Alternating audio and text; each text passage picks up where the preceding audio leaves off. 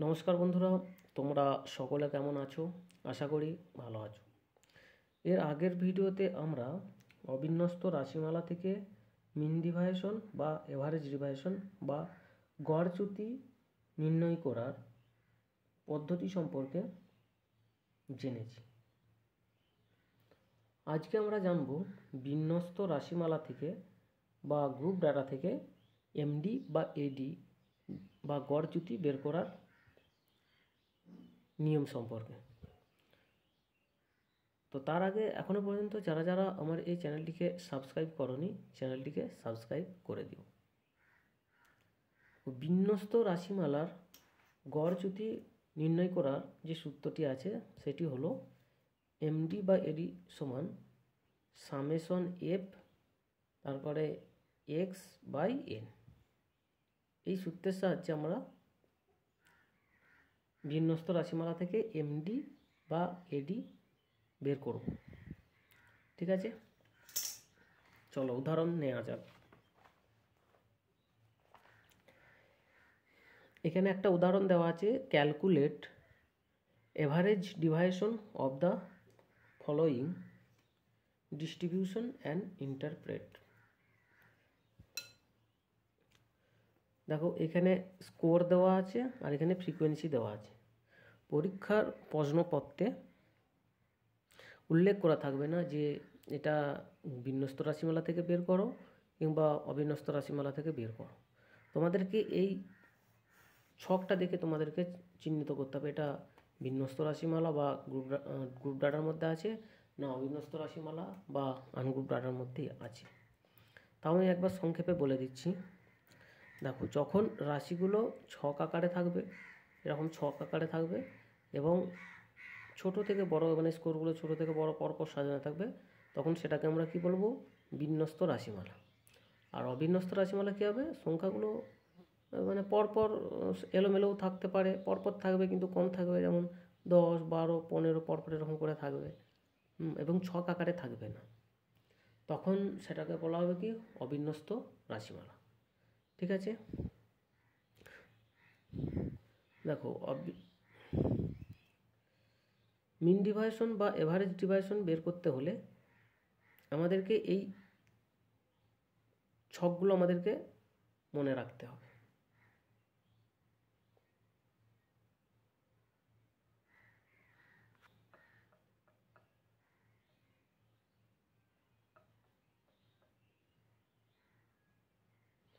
ঠিক আছে, দেখো সবার প্রথমে আছে কি না স্কোর, তারপরে এক্স ড্যাশ, এক্স ড্যাশ, তারপরে হচ্ছে মিড পয়েন্ট হচ্ছে x1, তারপরে এক্সকে লিখেছি x1 মাইনাস এম, তারপরে f1 লিখেছি এক্স।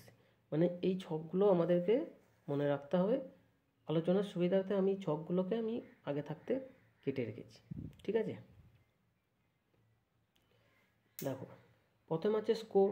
স্কোরকে আমি কি এখানে যে স্কোরগুলো আছে সেই স্কোরগুলোকে আমি এখানে পরপর লিখেছি। তারপর আছে কি ফ্রিকোয়েন্সি, ফ্রিকোয়েন্সিগুলোকে আমি এখানে পরপর লিখেছি। ঠিক আছে, এরপর আছে এক্স ড্যাশ। এক্স ড্যাশ বের করার নিয়ম কি? এক্স ড্যাশ হচ্ছে এখানে যে বড় ফ্রিকোয়েন্সি মানে যে এফের দিকে তাকাও, এখানের মধ্যে সব থেকে যে বড় ফ্রিকোয়েন্সিটা থাকবে সেখানে কি করতে হবে না শূন্য বোস করাতে হবে। এখানে শূন্য বোস করালাম, দিয়ে উপরের দিকে -1, -2, -3 বোস করালাম, নিচের দিকে +1, +2, +3, +4, +5 বসালাম। এই জায়গার ক্ষেত্রে এই জায়গার ক্ষেত্রে একটা জিনিস মনে রাখবে, পরীক্ষার প্রশ্নপত্রে স্কোর আর ফ্রিকোয়েন্সিগুলোকে যদি ঘুরিয়ে দেয় মানে ছোট থেকে বড়, হয়তো 56 থেকে 60, 51 থেকে 55 এগুলো মানে উপর থেকে যদি মানে পরপর দিয়ে আসা হয় তখন কিন্তু এটা পাল্টে যাবে।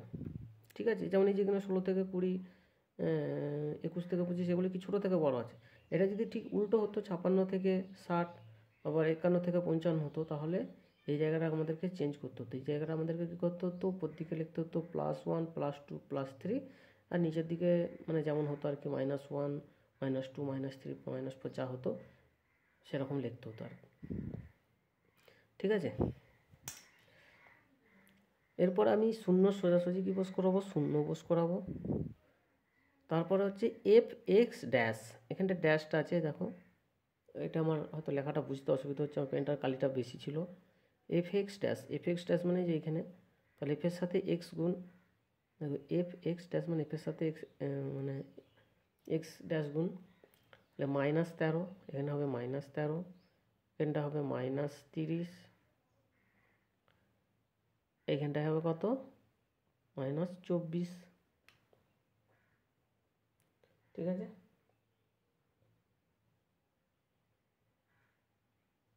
তারপর এখানে হবে 11, 7 দুগুণে 14, 3 3 9, 4 দুগুণে 8, 5 1 5। এই এফের সোজাসুজি আমি এই জায়গাতে কি লিখব, এন, এন সমান, মানে এই ফ্রিকোয়েন্সিগুলোকে যোগ করে যে উত্তরটা বেরোবে, 8 যুক্ত 15 যুক্ত 13 যুক্ত 20 যুক্ত 11 যুক্ত 7 যুক্ত 3 যুক্ত 2 যুক্ত 1, এগুলোকে যোগ করে যেটা বেরোবে সেটা হবে কি না এন, মানে মোট নাম্বার অফ ফ্রিকোয়েন্সি। এখানে পাবো কত, 80, ঠিক আছে।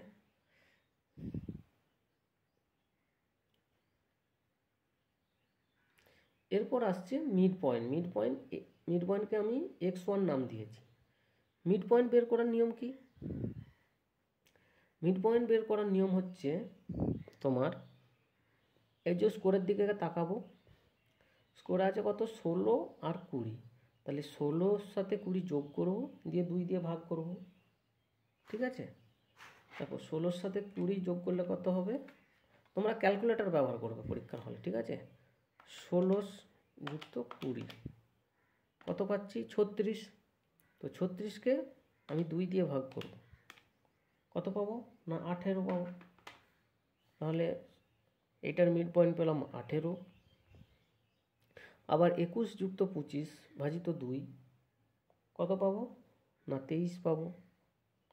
এরকম করে করে আমি মধ্যবিন্দুগুলো পরপর আমি লিখছি, ঠিক আছে। তারপরে পাবো 28, তারপরে 31 যুক্ত 35, তারপর পাবো 33, তারপর হবে 38, তারপর হবে 43, তারপর হবে 48, 51 যুক্ত 55 ভাজিত 2 সমান হবে কত, 53, তারপরে হবে 58, ঠিক আছে।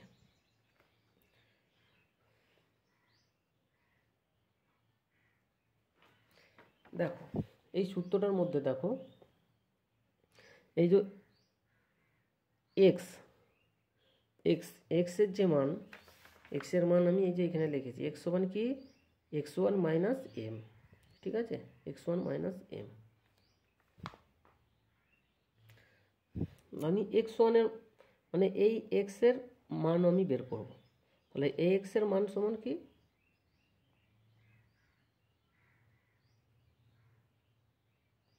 এটা সমান হবে এই জায়গাটা, ঠিক আছে, এক্স সমান x1 মাইনাস এম, ঠিক আছে।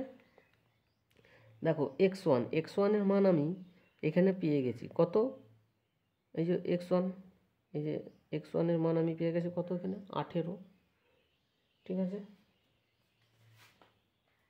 18 পেয়েছি। দিয়ে মাইনাস এম, এম কী হবে, এম মানে হচ্ছে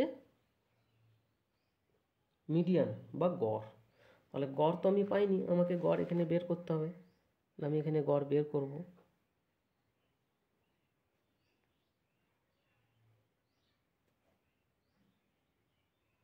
আর এখানটা একটা কাজ করতে হবে, এই যে এফএক্স ড্যাশ আছে, এখানটা আমাদেরকে করতে হবে সামেশন এফএক্স ড্যাশ বের করব, ঠিক আছে।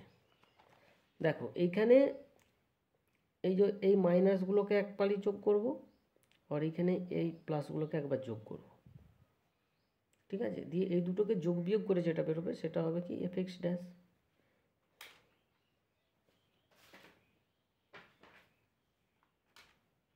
দেখো এখানে 24 24 -24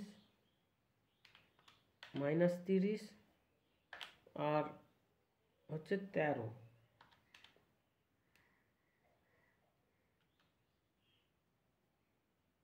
এই তিনটাকে যোগ করে আমরা পেয়েছি কত না -67। -67, ঠিক আছে। এখানটায় আমরা পেয়েছি কত -67, আমি লিখছি না, এটা বলে দিচ্ছি। তারপরে আবার 11,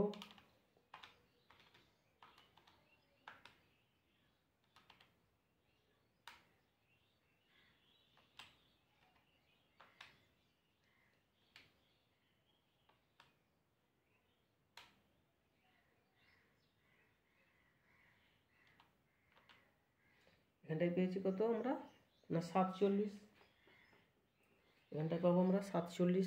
11, 14, 9, 8, 5 এগুলোকে যোগ করে আমরা পাবো কত না 47 দিয়ে, তাহলে -67 সাথে 47 যোগ করলে কত হবে -20,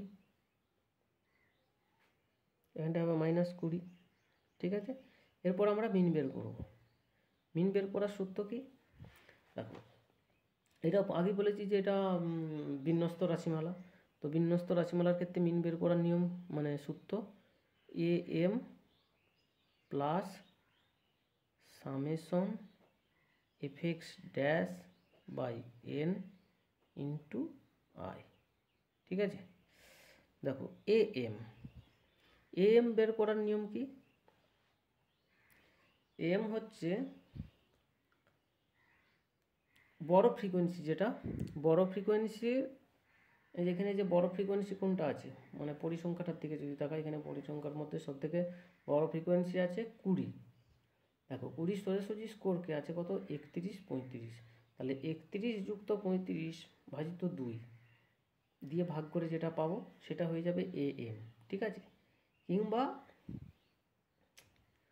মানে বড় ফ্রিকোয়েন্সির মধ্যবিন্দু, এক কথায় বড় ফ্রিকোয়েন্সির যে মধ্যবিন্দুটা বেরোবে, এই যে বড় ফ্রিকোয়েন্সি, এই বড় ফ্রিকোয়েন্সির যে মধ্যবিন্দু বেরোবে সেটা হবে am, কত না 33। তাহলে am সমান আমরা পেয়েছি কত 33। দেখো এখানে আছে summation FX dash, summation FX ড্যাশের মান আমরা কত পেয়েছি না -20। তো n এর মান আমরা পেয়েছি কত 80, এখানে লিখলাম ইন্টু আই মানে কি ইন্টারভ্যাল।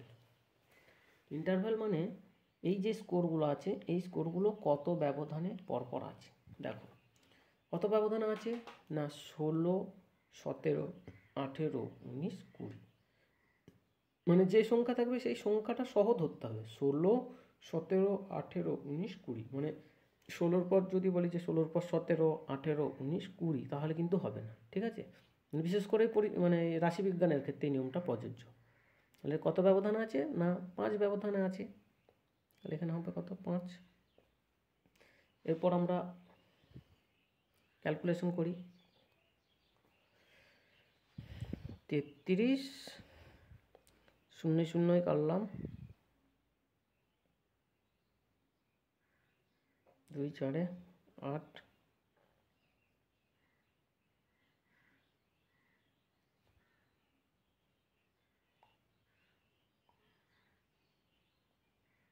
পাঁচকে 4 দিয়ে ভাগ করলে কত হবে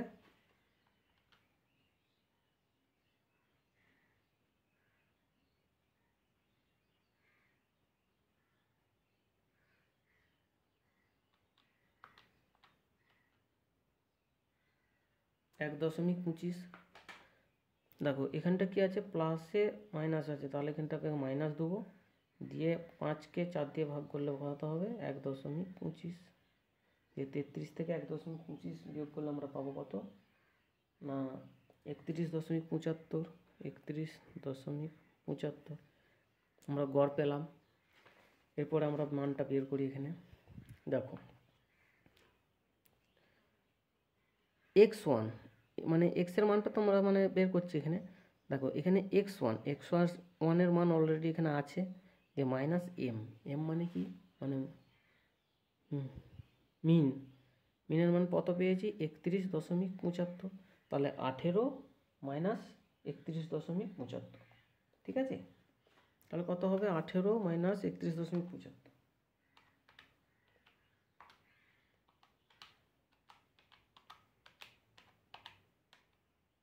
কত হবে না মাইনাস 13.75। এখানে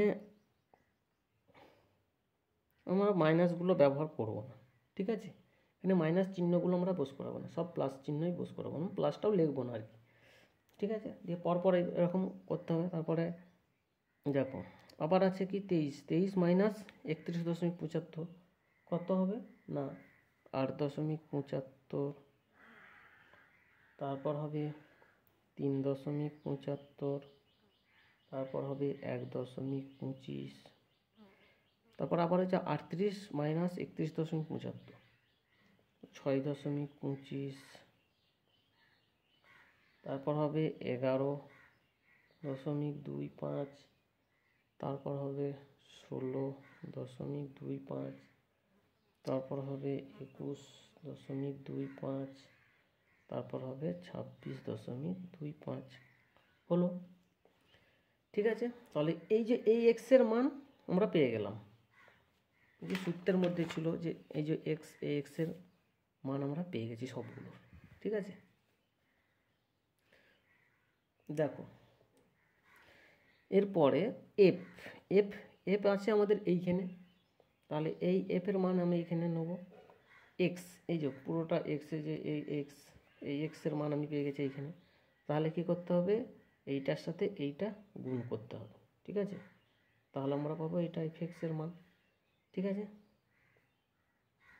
এই যে এইটার সাথে এইটা গুণ করে আমরা এফ এক্সের মান পাবো। ঠিক আছে, তাহলে পাবো 13.75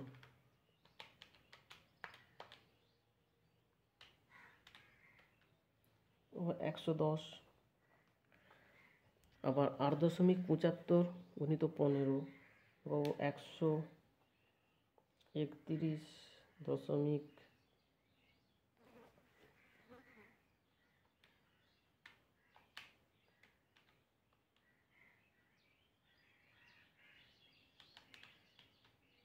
131.25,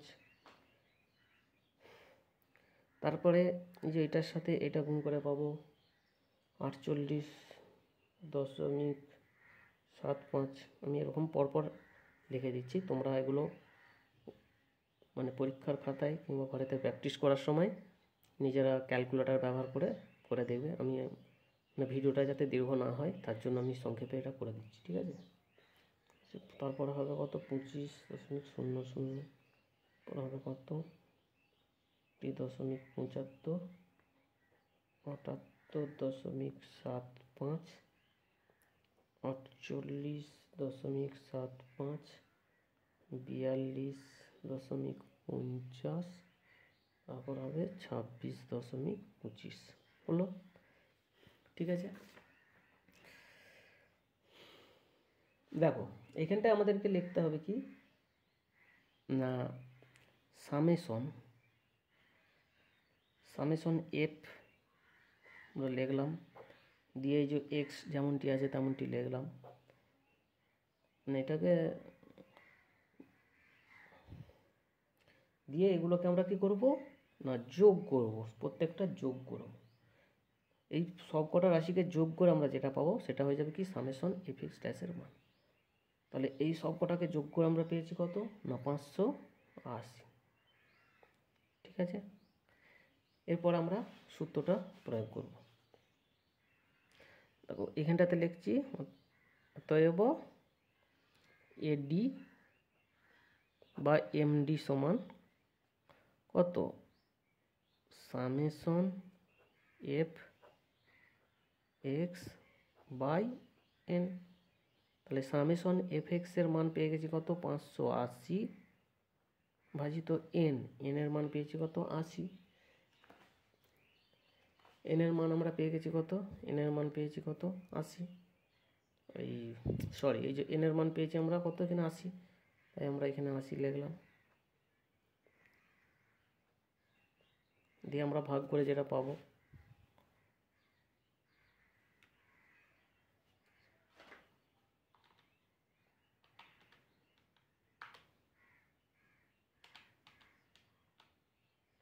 580 ভাজিত 80 সমান কত হবে?